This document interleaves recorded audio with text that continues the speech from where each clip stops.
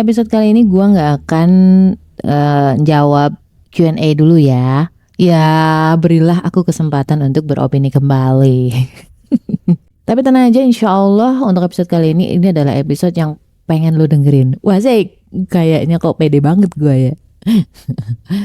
Ada satu kunci doa yang banyak orang tuh abaikan. Ngomong apa ya? Banyak dilupakan oleh orang.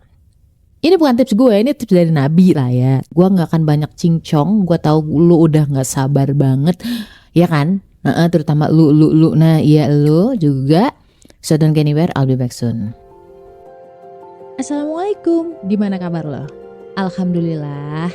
Apakah lo lagi ngerasa kesepian atau sendirian? Kenalin, gue Ria Marliana, teman healing lo di podcast Self Healing. Di sini kita bakal ngobrol bagaimana sih belajar berdamai dengan luka. Tentu aja atas izin Allah SWT. Semoga Allah sembuhkan lukamu, ringankan bebanmu, dan kuatkan hatimu. Ketika gue berdoa dan Allah kabulkan, itu murni karena kebaikannya Allah. Murni karena kemurahannya Allah, bukan karena gue ibadah, bukan karena doa gue, bukan karena kesolehan gue. Kesolehan emang gue cowok. Bukan karena kesolehan gue gitu kan. Sebenarnya banyak banget kisah-kisah di mana gue mendapatkan kemudahan-kemudahan dari Allah. Doa-doa gue terkabul. Tapi ternyata itu tuh ada formulanya teman-teman. Ada formulanya dan itu align dengan hadis Nabi, dengan ayat-ayat di Quran. Salah satunya adalah, mana sih tadi? Kok hilang tulisannya ya, kan gue kan gak hafal ya coy. Tidak ada seorang muslim pun yang mendoakan kebaikan bagi saudaranya sesama muslim Jangan, harus diulang dari awal biar gak salah paham. Tidak ada seorang muslim pun yang mendoakan kebaikan bagi saudaranya sesama muslim tanpa sepengetahuannya, melainkan malaikat akan berkata, dan bagimu juga kebaikan yang sama. Hadis riwayat Muslim. Dulu ketika gue tuh pengen ngelunasin hutang. Gue pengen lunasin hutang kartu kredit waktu itu kan. Gue cari orang yang punya hutang, punya problem yang sama tapi memang gak segede gue. Dia jauh lah, hutangnya cuma seupil waktu itu ya. Upil lo segede hutang. Paling 1/100-nya atau 1/10-nya kita lah. Semoga ini bukan riak ya, mudah-mudahan ini sebagai ibroh lah, dia ambil pelajarannya. Gue coba bantu dia karena kan memang hutangnya gak segede gaban kayak punya gue. Ya masih bisa lah terukur sama kemampuan gue waktu itu. Gue bantu dia dan di sisi lain gue doain dia agar bisa lepas dari hutang-hutang ribanya. Waktu itu gue udah tahu soal hadis tadi. Jadi memang gue jujur berharap didoakan oleh malaikat gitu kan. Karena kan ketika malaikat yang berdoa, yang dia itu tanpa dosa, itu jauh lebih mudah terkabul dibanding dengan kita. Kurang dari setahun, alhamdulillah gue bisa melunasi hutang kartu kredit gue. Kisah yang lain adalah ketika gue pengen umroh. Jadi waktu itu juga gue ngobrol dengan teman-teman yang lain yang sama-sama pengen umroh. Jadi gue mendoakan teman-teman yang pengen umroh tanpa sepengetahuan mereka. Siapapun lo yang mungkin saat ini lagi pengen jodoh, pengen punya anak, coba cari orang-orang yang dengan penderitaan yang sama. Dengan ujian yang sama.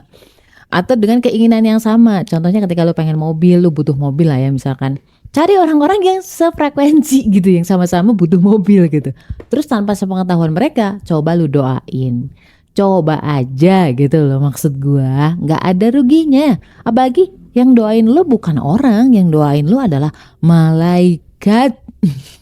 Kapan lagi ya kan didoain malaikat ya. Jadi ketika doain malaikat yang gak punya dosa, itu jauh lebih mudah terkabul. Ya kan? Pernah gak dengar hadis Nabi yang cerita tentang seorang laki-laki dalam safarnya, dia berdoa sama Allah mengangkat tangannya tapi doanya gak dikabulin. Karena apa? Karena makanannya dari sumber yang haram maksudnya. Terus minumannya dari sumber yang haram. Dan seterusnya. Kita sebagai pendosa ya akan sulit gitu ketika berdoa mengingat sesuatu, mencapainya itu akan sulit gitu, terasa berat. Beda dengan orang-orang yang dia itu sedikit dosa gitu maksudnya. Dosanya lebih sedikit lah. Ya kan, orang-orang yang soleh, yang beriman gitu kan. Dosanya lebih sedikit, dia lebih mudah dikabulkan doanya. Soalnya mesti ada yang komen kan, Mbak, gue pendosa tapi doa gue terkabul tuh gitu. Apa ya, maksudku gini, ketika orang yang pendosa dan yang bukan pendosa gitu ya, sama-sama berdoa, sama-sama 3 tahun menunggu misalkan, yang pendosa itu rasanya beda gitu feelnya. Dalam sepanjang penantian itu rasanya beda, lebih uring-uringan, lebih nyombong ya kan, lebih songong ya kan.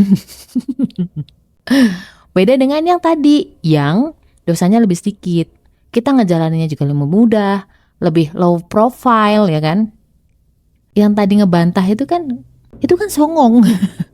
Itu aja berarti oh gitu ya emang karakternya gitu. Paham kan maksud gua? Kan beda dengan orang-orang yang low profile. Nah makanya ketika dulu gue punya keinginan pun, gue kadang-kadang datang ke orang-orang yang soleh, ke orang-orang yang kayaknya nih lebih diridhoi oleh Allah.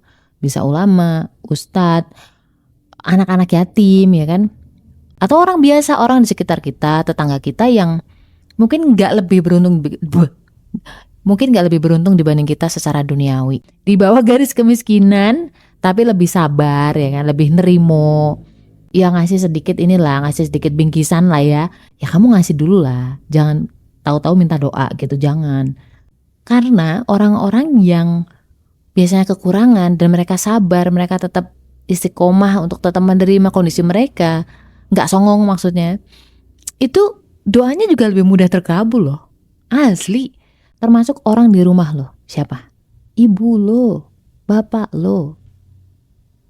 Karena ibu itu ngadepin lo pasti sabar banget kan, sampai keluar uban ya nggak? Nggak canda, bercanda. Dan ridho Allah itu kan ada ridho orang tua ya.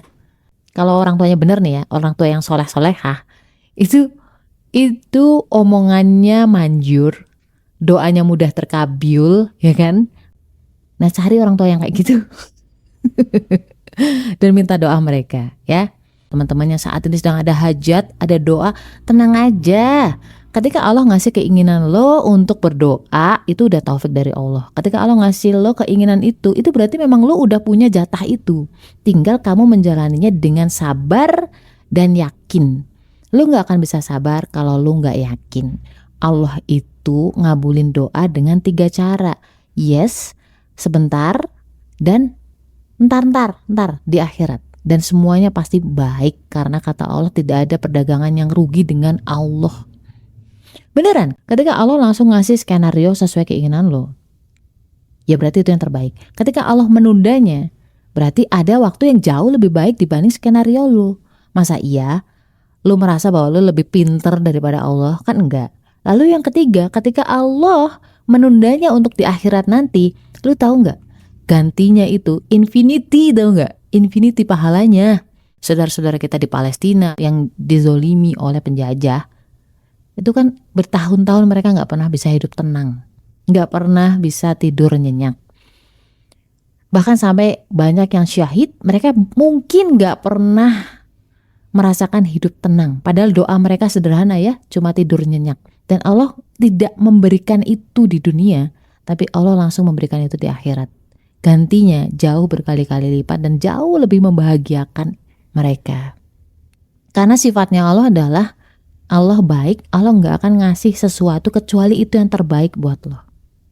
Percaya dah, baik wujudnya, waktunya, atau balasannya di akhirat. Jadi ya, mudah-mudahan Allah kuatkan kita dalam keyakinan kita. La haula wala quwata illa billah. Assalamualaikum warahmatullahi wabarakatuh.